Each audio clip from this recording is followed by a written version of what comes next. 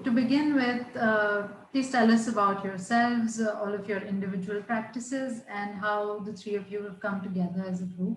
So my name is Shahana. I'm an artist, and a lot of the work that I do is actually with Zara.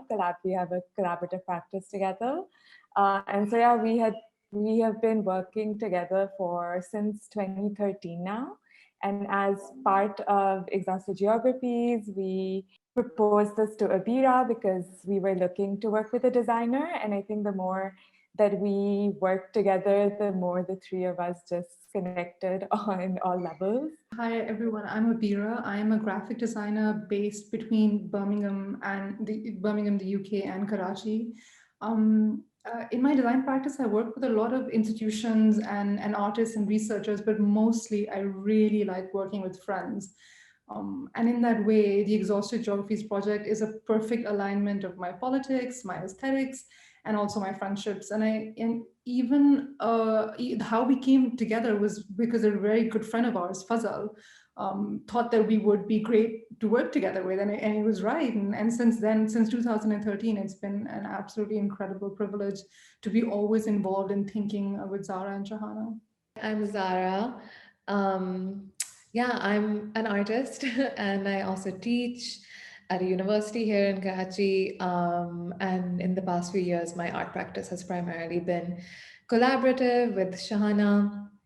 And I think we kind of came together in 2013 when we had just moved back to Karachi after being abroad for a bit for our masters. And I think we both just really connected over how interested we were in interrogating and exploring our city, especially because we came back to Karachi at a time when Karachi was being described internationally as the most dangerous city in the world. And there was this big influx of like creative and cultural production about Karachi. And so Shahana and I were interested in both partaking in that, but also intervening upon that in some way. And so we connected over that. And Exhausted Geographies was the first project that we started working on together, I think.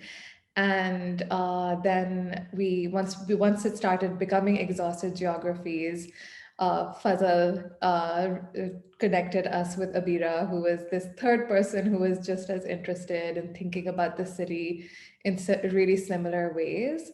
And so that's kind of how we all came together. I'm wondering if you're all from Karachi, and like, do you all have a history there? And then, obviously, how did the idea come about that, and how did it take the specific form that it took as a book or a series of books? Yeah, I think, I mean, that's a really interesting question about us, whether we're all from Karachi, because interestingly enough, that's not something we've ever been asked before. And I guess it's kind of taken as a given in some way, but it's also such a complicated question if you really get into it.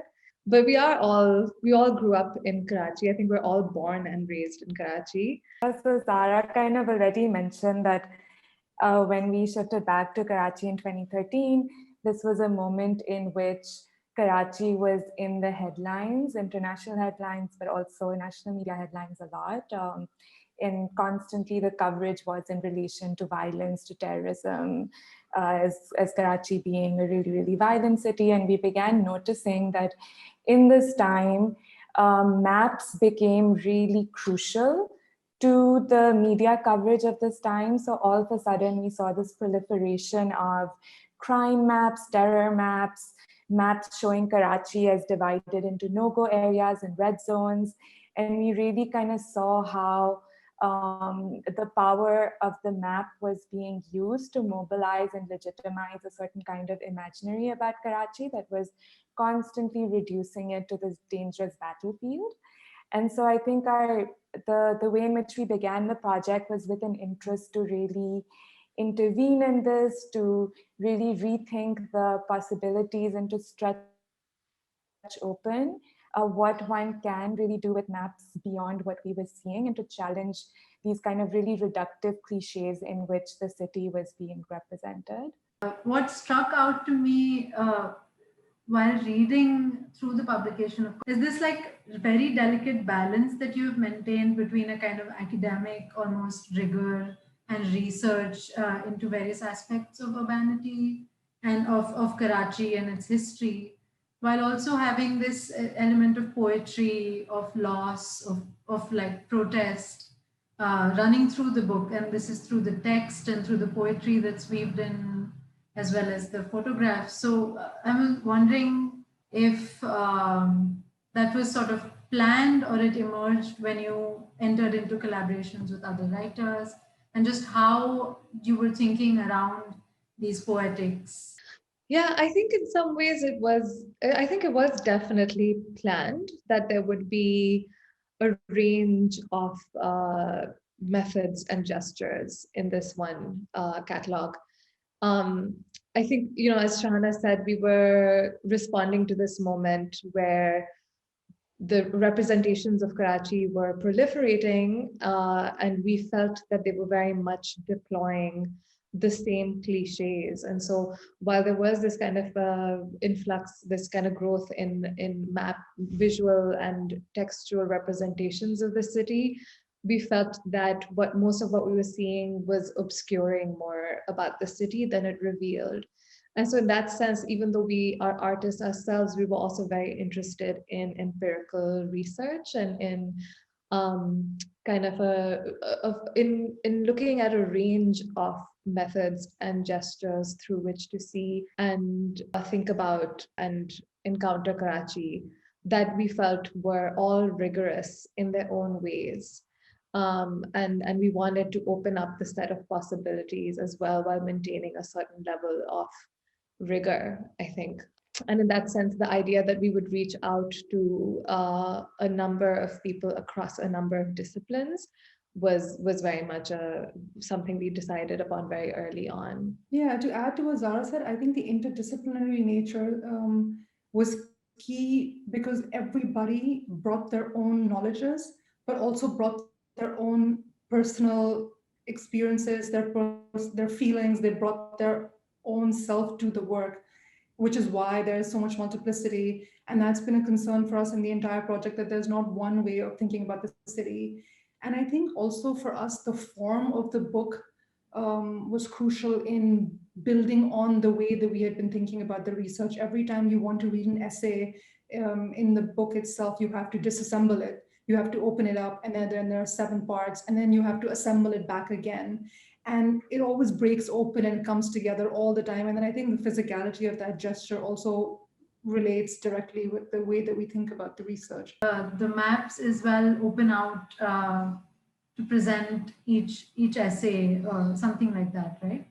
Yeah, that's exactly right. Every essay goes with a map and it opens up to quite a large size. And I think that was really fun for the artists and the researchers also to think about, like a book and a text and then a very large image that goes with it. And what was the process of making these maps like? And how did you work with the individual researchers and artists to create the visual map? We approached people who we had some sense that we were already interested in a practice that they were already undertaking with regards to the city. And it was really just us trying to connect with that practice with this kind of set of enabling constraints of this text and accompanied by a map. And so we had the practices that you see in each of these books were already pre-existent to when we reached out to these artists and writers. And we just wanted to put their practices in conversation with what we were doing at Exhausted Geographies. And so it was a little hands-off in that sense, and every kind of map and text had its own process and unfolding that was very, very unique to it. We also, besides approaching this group of people, we also felt strongly that we wanted to have a map included that was a kind of archival map practice or something that had already kind of circulated in the city. And we were really interested in the Aurangi Pilot Project's mapping practice. And that is the first map that you encounter in the book. And it was a mapping practice that was undertaken by Parveen Rahman, who was an urban planner / architect who was killed in 2013. And the map makes visible informal settlements and Kachi Abadis in order to then kind of create this documentation of them to secure them against the preying eyes of developers and the land mafia. And so we also felt that that was one map that already existed that we definitely wanted in there. And we asked the academic Nausheen Anwar to write a text alongside it.